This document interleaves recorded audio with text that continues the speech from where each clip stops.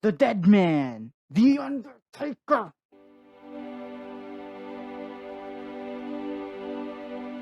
I have nothing but deep respect and appreciation for The Undertaker. Hey guys, this is Hans Lim for Banner Media. Today we're talking about the 5-part documentary series from the WWE Network, The Last Ride. In this series, we follow The Undertaker in the ring and backstage as Mark Calaway, while struggling to come to terms with the end of his career. One of the reasons why I found this to be so engaging was because for the entire 30 years that The Undertaker has been in the WWE, we don't hear anything about him backstage. I mean, sure, you can Google on Wikipedia and find out that he has a wife and a kids, but you never get any details out of it.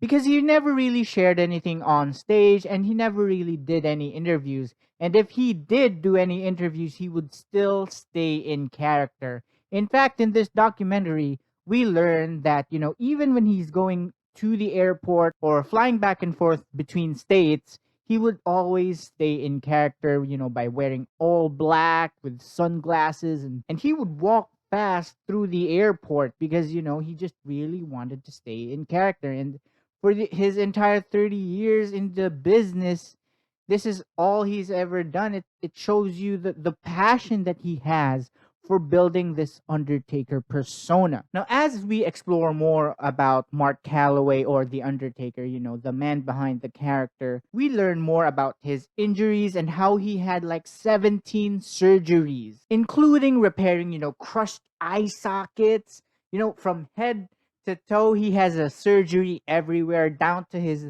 like little fingers. He's had a surgery there as well.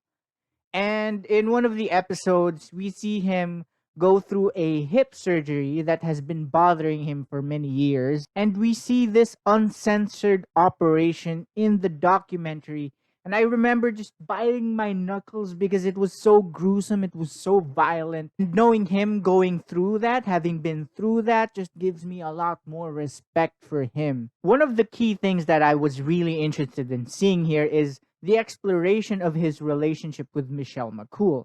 Because I would never take the dead man, the phenom, the Undertaker, as a romantic type. So yeah, we get the story as to how they met how the Undertaker fell in love with Michelle McCool, and for Michelle to talk about the Undertaker chasing her and then being romantic with her was really heartwarming for me to know that the Undertaker has a soft side. He needs love as well. To hear Undertaker speak so highly about Michelle because she has supported him throughout his entire career, and then minutes later bursting into tears because of how serious he was and how he really felt the love and the support that Michelle gave him just really plucked the deep childhood heartstrings that I had. One thing I didn't know as well was how close Vince McMahon is with The Undertaker. Because during the time that WCW was trying to pirate all of these WWE wrestlers to their brand, Undertaker stayed with the company and stayed loyal to Vince. If he knows you're loyal to him, then he will be loyal to you. And knowing how Vince is with money and how opportunistic he is and how so much leeway was given to The Undertaker because The Undertaker only wrestles for like 2 events or 1 event per year one WrestleMania. For him to give leeway and understanding for the Taker because of his age, because he knows that he's slowing down, was one of the nicest things that the show gives us. One other thing that they talked about here that I was really interested in was his battle with Brock Lesnar in WrestleMania 30. Now, if you all are a fan of WrestleMania or a fan of The Undertaker, we all know that in WrestleMania, he never loses. He has a streak.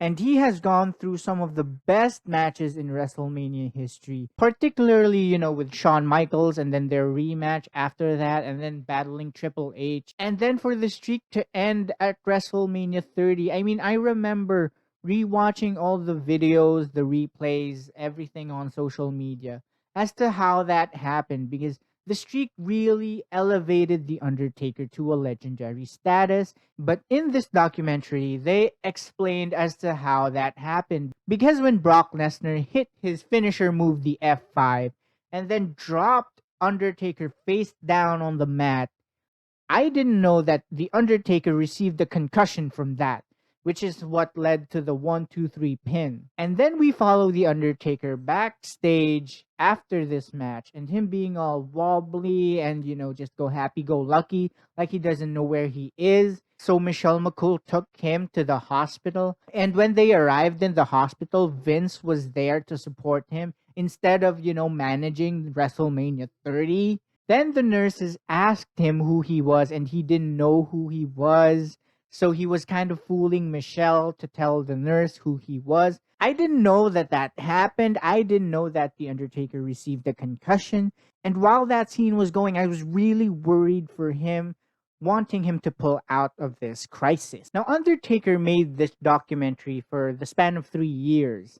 We get backstage access to all his personal life, his training methods, and what happens backstage and how he gets cured when he has wounds. And as an old wrestling fan who stood by waiting for the pay-per-view at 12 midnight to see him in a match, it really, really was very nostalgic for me.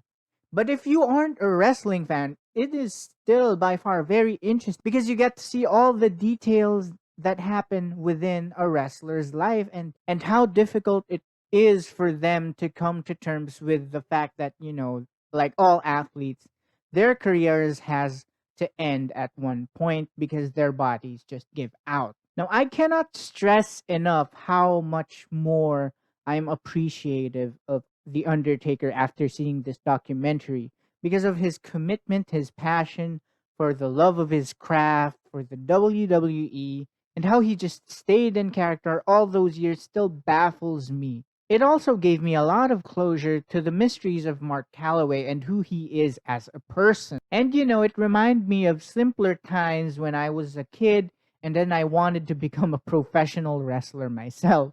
Overall, please watch this documentary if you are a fan, or if you're not, just give it a try because it's really, really engaging and it's really, really good. And because of that, Undertaker The Last Ride gets an 8 out of 10.